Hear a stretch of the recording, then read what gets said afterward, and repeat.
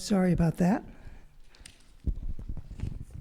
I like this chalice with these words: open our eyes to see what is beautiful, open our minds to learn what is true, open our hearts to love one another. Please join me in the affirmation of covenant, which is in your bulletin. Love is the doctrine of this church. The quest for truth is its sacrament, and service is its prayer. To dwell together in peace, to seek knowledge in freedom, to serve humankind in fellowship, to the end that all souls shall grow into harmony with each other. Thus do we covenant with each other. My dad has been an advocate for the outdoors my entire life. He had not only, worked with the state parks and done Arkansas outside, but just from when I was a kid, way before all of that, he always pushed my brother and I to get outside. It didn't matter what it was, whether it was getting on our bikes, whether it was going on a family camping trip, going on our first backpacking trip, going canoeing. It didn't matter. Just get outside and go do something. And I, as a parent now, I realize how important that was growing up. As we are kind of in this new age, this digital age of online and social media and everyone being addicted to screens and all of that stuff, I am so grateful that he did that. I'm not getting emotional up here whatsoever talking about my father, who's sitting right in front of me.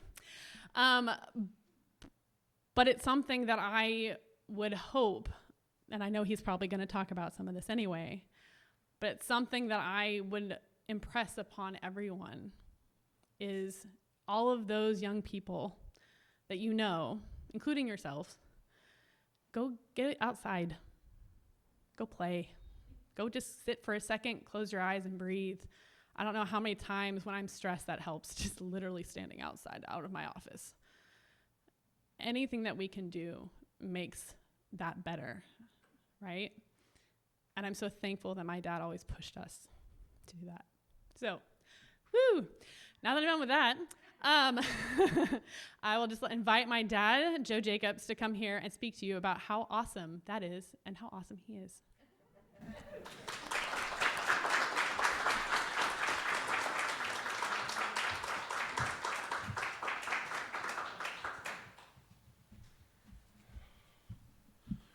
I think when she was 18 and speaking up here, I had to do this then too.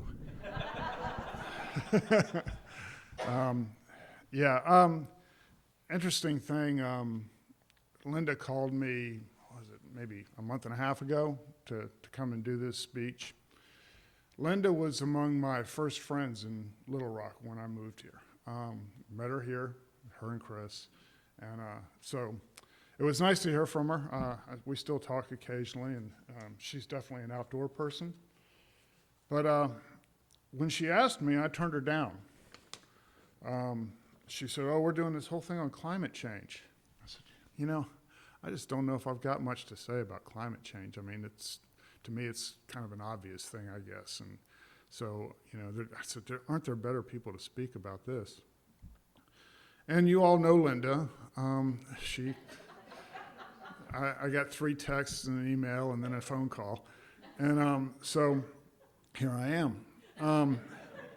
So in trying to tell this story, I was sitting there racking my brain. What do I talk about with climate change and all this? And she says, well, you're such a good advocate. And I was like, an advocate for what? And she said quality of life. And I said, well, can you tell them how quality of life works with climate change? I'm like, wow, that's a big topic. So I made it easy for myself. I'm going to tell you about my journey. And it's been interesting. I'm not going to give you the whole story. That's a lot of beers to tell that one. But basically, like Lauren said, I got the outdoors for my father. We camped and traveled, and I think I've even given a talk in this very church about Dad's never learned, and he used to take us out camping all the time. But after that lifetime of playing outside, I'd never converted it into a career. You know, what am I doing with my life? By the time I moved here, I was almost 40 years old and didn't know what I wanted to do with my life yet. I was working in retail and, you know, in stores selling all the latest technology to all of you. And so I met Lisa, and we got married, and I was still working in retail for a little bit, and I came across this job at Arkansas State Parks. And I showed it to her. I said, this looks cool, but it's going to be a pay cut. And she goes, take it. It's you.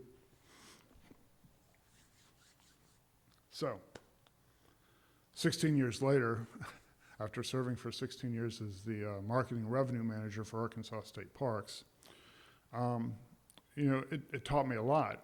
In the middle of it, in 2011, I started this little side gig called ArkansasOutside.com because I was so into this outdoor recreation thing, and I thought I knew all about it. And I just kind of converted a blog into a website, and we went on with that and sold a little advertising, and I went around and hung out with outdoor recreation people a lot. Every weekend I was at bike races and paddling and climbing things, and I was in touch with the outdoors in Arkansas. And it was pretty cool. And I was moving along. In 2016, 5 years later, we got new leadership at State Parks. And it became evident right away that they were going to, and I used this word when I first wrote this, but it's probably not the right word. They wanted to exploit my knowledge of the outdoor recreation industry in Arkansas, which was cool with me. I mean, it's like, so a lot of stuff got added to my job that I really liked. I became I was the first chair of the Governor's Advisory Council on Cycling. This is a great little government agency with no money and no power. But it got me in a lot of rooms. I could say I'm the chair for the Governor's Advisory Council on Cycling. And I would get into rooms and people would listen to me like I knew what I was talking about. So that worked out pretty cool, and I got to meet a lot of new people that way. The other thing it did was, since we had no money and no power, I worked with a lot of legislators, both sides of the aisle, on getting legislation done for cycling safety and to get more people outside. I actually got a bill I wrote all the way through to signed by the governor. So the Act 650 of 2019. There are only two states in the country that have this, us and Idaho. Idaho had it in the 80s, and nobody else has been able to duplicate it. They've duplicated parts of it, but not the whole thing. And we got the whole thing through, and it was a lot of work, and a lot of people went into it. It was a lot of working with the other side of the aisle from what I'm used to.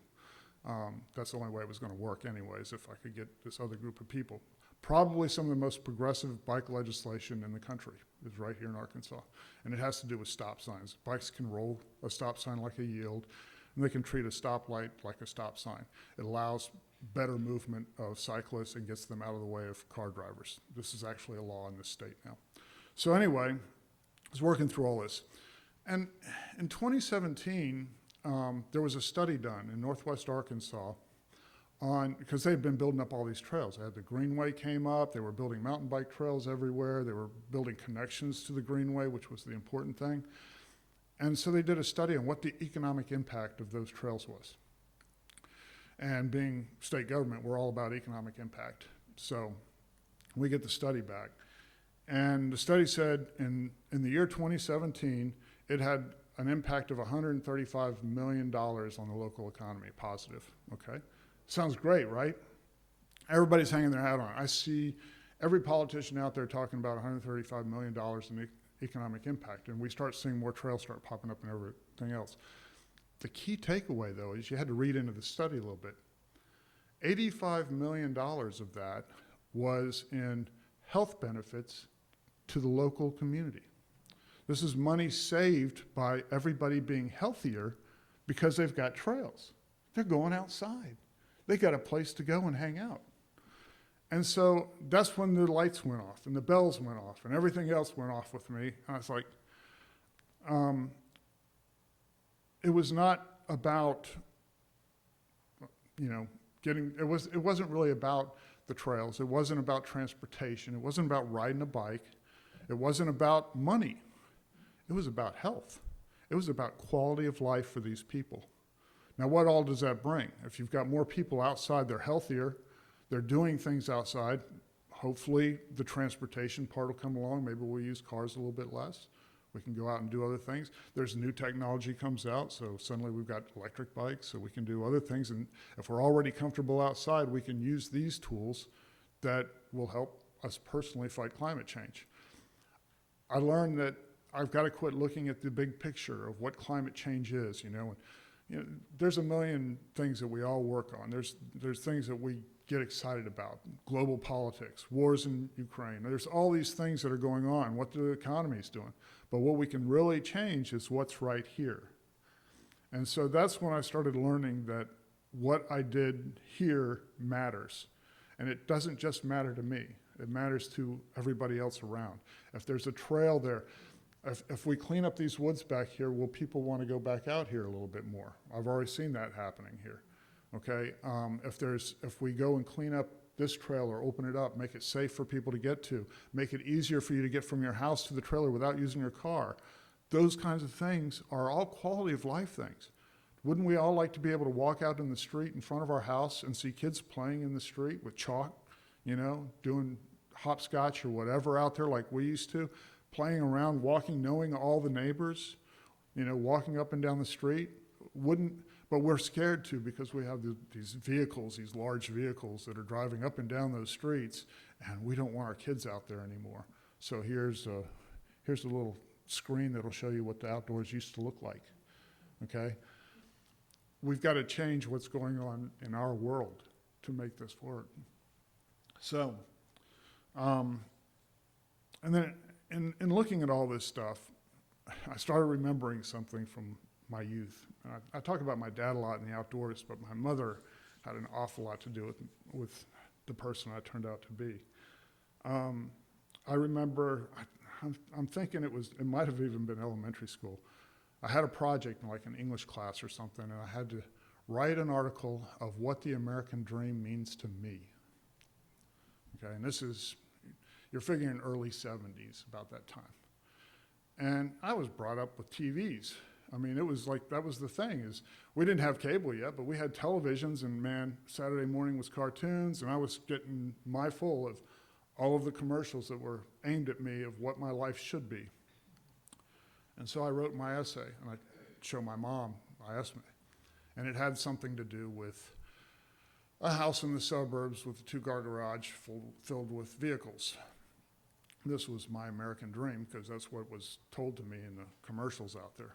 My mother, bless her, she's a professional artist. She looked at it, she goes, rewrite it. That's not what the American dream is or should be. And I learned. And she still to this day is living the American dream. She's got a nice little house in South Mississippi, living on my brother's property. She's got her garden outside, and that's what she does all day. She tweaks her garden, gets everything looking the way she likes, and that's quality of life. Not her car, not her phone, not the TV. Her quality of life is right out her front door. So the main thing I want to leave you with is the front door is your gateway to your quality of life, okay?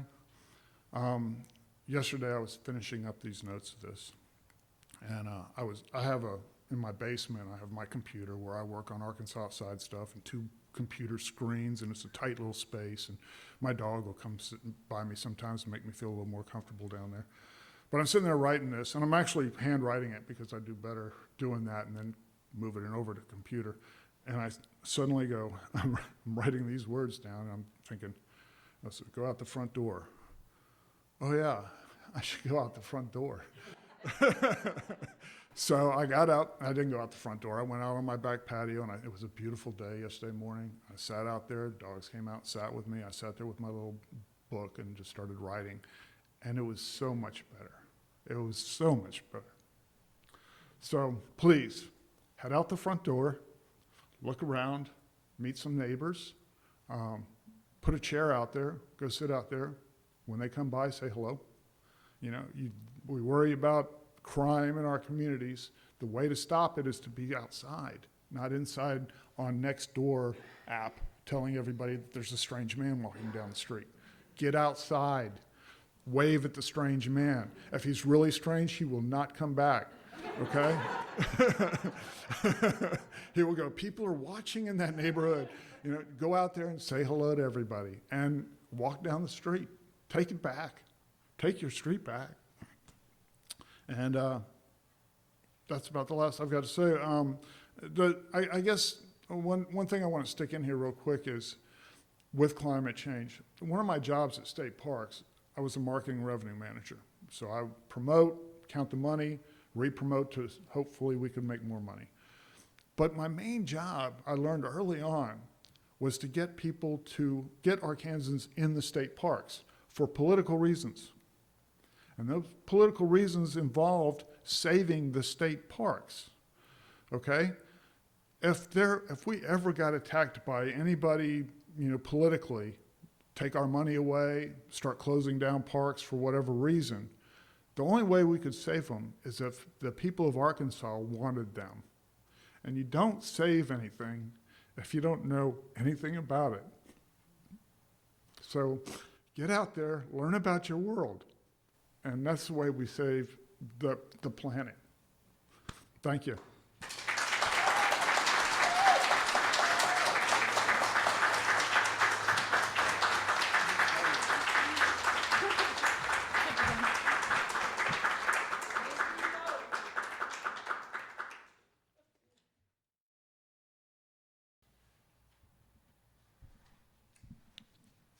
We extinguish this flame, but not the light of truth, the warmth of community, or the fire of commitment.